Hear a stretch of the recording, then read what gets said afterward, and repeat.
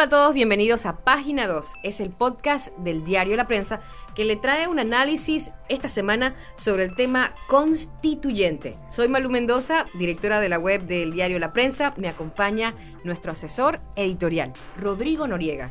La constituyente llega a un debate que básicamente no se dio. No fue que llegó tarde, solamente que nunca se dio.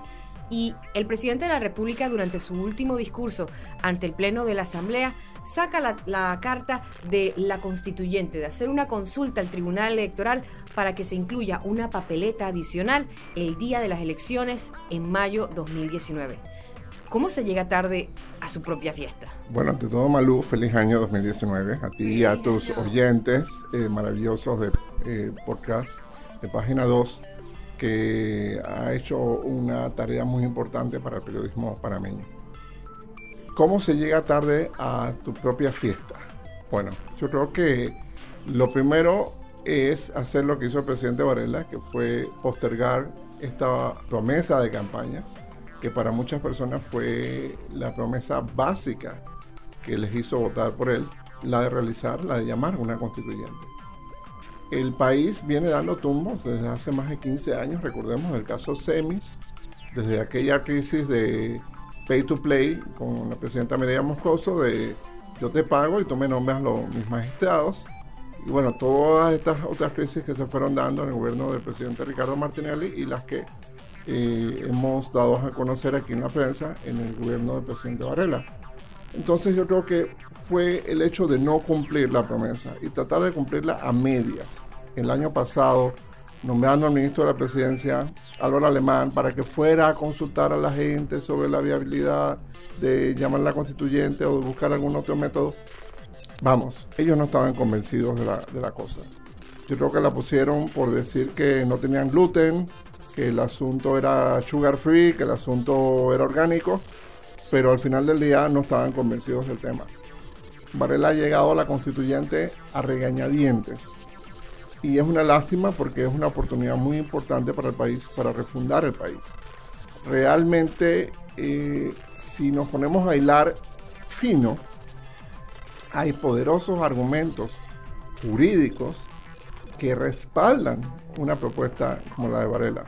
Por ejemplo, el 21 de abril de 1983, la Corte Suprema de Justicia decidió que esto de las reformas constitucionales no se podía anclar en las cláusulas de reforma de la propia Constitución, sino que tenía que considerarse el famoso artículo 2, el poder público emana del pueblo. Es decir, si el soberano, que es la población, la ciudadanía, vota que quiere reformar la Constitución, que quiere una asamblea constituyente, entonces que sea la voluntad del pueblo la que decida el asunto. Sin embargo, el presidente Varela no quiso optar por esta opción. Y bueno, es lo que tenemos en este momento. Una carta que se envía tarde en cualquier lugar o una comunicación que se da de forma tardía tiene una carga de inseguridad que podríamos decir eso así, resumir la situación con la constituyente y el gobierno del presidente Varela. Yo creo, Malú, que fue más que todo una reacción preventiva frente a lo que él esperaba iban a ser las críticas y los cuestionamientos en el discurso de la presidenta de la Asamblea, Yanibel Abrego. Por supuesto que él iba a ser culpable de todos los problemas del país, él iba a ser culpable de la crisis institucional, él iba a ser culpable del problema de la justicia, todo aquello. Entonces, yo me imagino que ellos, estratégicamente, el presidente y sus asesores, consideraron, bueno, revivamos la propuesta de la Constitución, de la constituyente, como una forma de hacer tablas. No perdemos, pero no ganamos tampoco, pero le quitamos aire caliente a la Asamblea.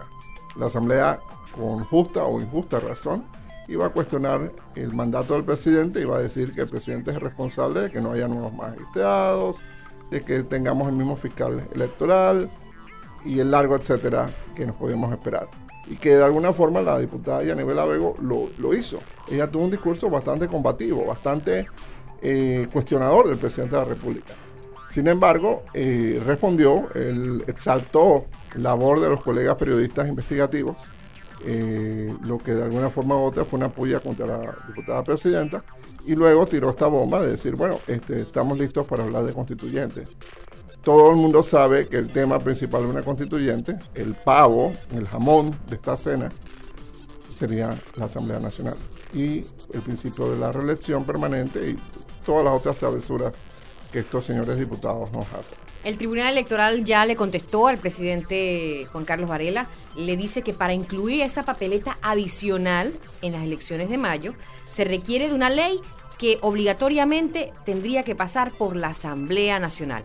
Quedamos en lo mismo entonces. No necesariamente, o sea, si el presidente Varela quisiera jugar todas sus cartas, él podría llevar este tema a la Corte Suprema de Justicia, recordarle a la Corte, oye, por cierto, ustedes el 21 de abril de 1983 ya decidieron este asunto.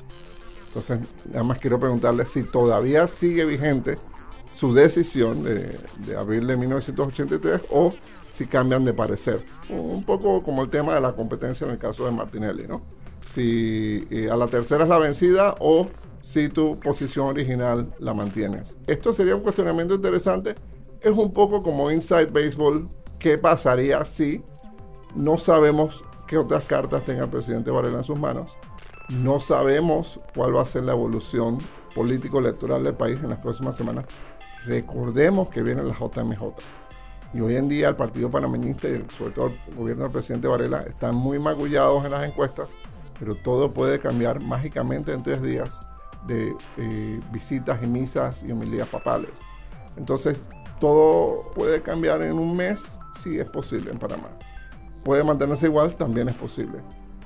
Por eso no le daría el pésame a la idea de la constituyente todavía. Quizás hablemos en febrero y puede ser que entonces ya tengamos esto resuelto de un lado o de otro. Rodrigo, cuéntale a los oyentes del podcast esta decisión de la Corte Suprema de Justicia. En 1983 estábamos en ese momento en medio de una dictadura militar y los temas muy parecidos a los actuales, los temas de corrupción, los temas de denuncias. Cuéntame un poquito acerca de esa decisión de la Corte para tener el marco para entender todo lo demás. Gracias, Malu, por darme esta oportunidad. Mira, primero entendamos el entorno de 1983. La Constitución actual, que está vigente en el año 2019, es esencialmente la misma Constitución que estaba vigente en 1983. Ha tenido algunas reformas sobre el tema del Canal de Panamá en 1994 y sobre el tema de juzgamiento de los diputados y algunos temas de justicia en el año 2004. Pero es esencialmente la misma Constitución que estaba vigente en 1983. Se había muerto el general Omar Torrijos, el Canal de Panamá estaba en proceso de reversión. Había un nuevo mandato, un nuevo general, el general Rubén Darío Paredes, quería darle quizás un espacio de confianza en una legitimidad democrática que no tenía. Entonces reúne estas eminencias, las convoca y le dice a los partidos de oposición, vamos a reunirnos, vamos a reformar la Constitución para irnos a unas elecciones libres en mayo de 1984. Como buen general, como buen militar, Paredes hizo eso desde ya. Lo hizo de una forma prerrogativa, autoritaria, y hubo gente que dijo, bueno, ¿sabes qué pasa? La Constitución vigente tiene una cláusula de reforma constitucional muy distinta a lo que el general Paredes hizo. La Corte Suprema de Justicia recibió ese cuestionamiento, ese recurso, y ellos examinaron, en aquel momento, los magistrados examinaron la situación y llegaron a la conclusión de que, ojo, la Constitución no es una camisa de fuerza, es un manual del usuario, es la guía para el dueño de la nación, pero ojo, no es una camisa de fuerza. Y el segundo artículo de la Constitución dice que el poder público emana del pueblo. Por lo tanto, si el pueblo panameño en un referéndum libre, con votación secreta, todo aquello, respalda esa iniciativa, la iniciativa es válida. Entonces, fue una situación mucho más dramática que la que vivimos actualmente. Hoy estamos afortunadamente en una sociedad democrática, una sociedad libre, un Estado de Derecho, débil, frágil, con muchos cuestionamientos, pero una situación cualitativamente muy distinta a la de una dictadura militar. Y sin embargo, ese precedente judicial de la Corte Suprema de Justicia diciendo Aquí lo que vale es el artículo 2, el poder público emana del pueblo. Si el soberano, que es el ciudadano, decide respaldar una iniciativa de reforma constitucional, no vale tu tía. Tomando en cuenta todas las cosas que van a ocurrir de aquí a febrero, que podrían darle un aire a la iniciativa del presidente Varela, ¿consideras, Rodrigo, que le quedan algunas cartas al presidente con las que puedan maniobrar para lograr el tema de constituyente? Mira, el presidente, por muy debilitada que veamos la figura, esta es la recta final del gobierno, todavía tiene cartas, todavía tiene muchas opciones constitucionales. Incluso, por ejemplo, el artículo 314 de la Constitución permite recoger firmas para llamar a una constituyente. O sea, ahí te bypaseaste por completo a la Asamblea Nacional.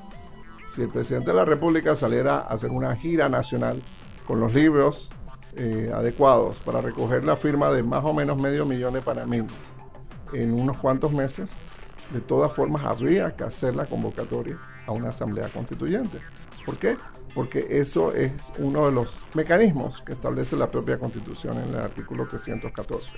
Recordemos que en Panamá hay actualmente 4 mecanismos para reformar la Constitución. El primer mecanismo es 2 asambleas consecutivas, pero no del mismo gobierno. Es decir, la asamblea que termina en el 2019 y la asamblea que empieza en el 2019. Ese es el primer mecanismo. Se usó muy bien en 1994, se usó en el 2004. El segundo mecanismo es la misma asamblea, aprueba una legislatura, aprueba la otra y luego va a referéndum. Esto lo intentó el presidente Ernesto Pérez Valladares en 1998 para su reelección y resultó ser derrotado. Igualmente lo intentó el presidente Endara en 1992 y resultó ser derrotado. Una tercera opción es la de recoger firmas, más o menos 500,000 de firmas, 20% del padrón electoral, recoger esas firmas. Eso entonces le da un mandato al Tribunal Electoral de convocar una elección de constituyentes y que estos constituyentes entonces decidan todas las reformas que van a hacer. Y un cuarto mecanismo que digamos que es un híbrido de los 2 primeros es el de los famosos notables. El presidente de la República, en consulta con los partidos políticos, escogen una docena o media docena de brillantes juristas que elaboren un borrador y esto entonces se somete a los procedimientos ya sea de reforma por vía de la Asamblea o de referéndum. Esto lo intentó el presidente Martinelli y lo tuvo que abortar. Entonces, esos 4 mecanismos, el único que no se ha intentado en tiempos recientes es el de las firmas. Y todavía es posible que el presidente Varela pueda hacerlo.